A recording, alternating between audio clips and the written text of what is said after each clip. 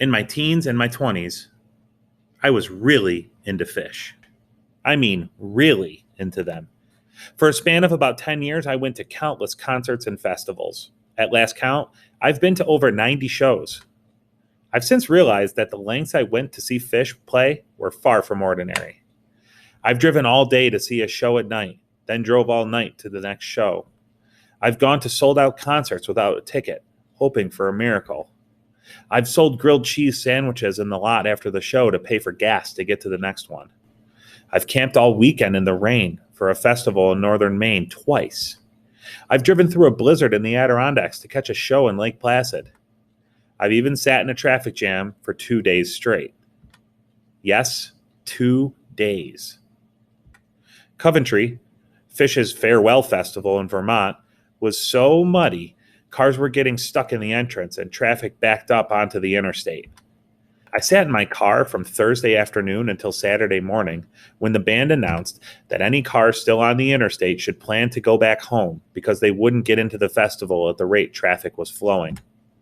After being cooped up in my car for so long, this wasn't an option.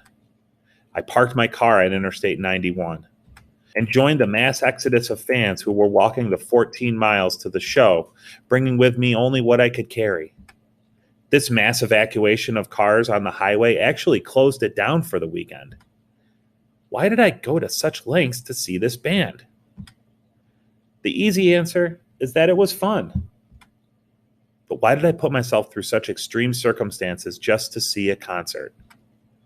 The clearest explanation is that music stirs something deep inside of me, and Fish tapped into that.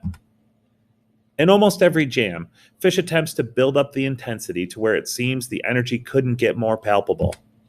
This fervor spills over into the crowd, which the band feeds off of. This exchange is like a feedback loop that builds and builds until it all releases in a glorious crescendo. This release is what drew me in and what kept me coming back. Oddly, the feeling it created is hard to describe using words. Yet, every Fish head understands what is shared amongst the band and their audience when their music explodes into a frenzy of shared joy. How can something so easily understood be so hard to quantify with words?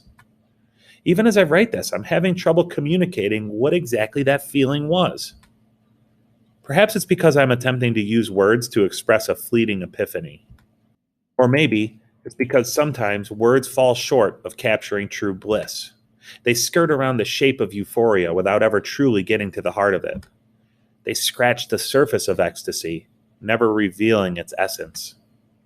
As powerful as language is, it often fails us. I've come to believe that music can cram hours of thought into just 1 second. It can clearly express even the most difficult emotion to convey with language. Music can amplify a whispered abstraction and project it to the forefront of our consciousness.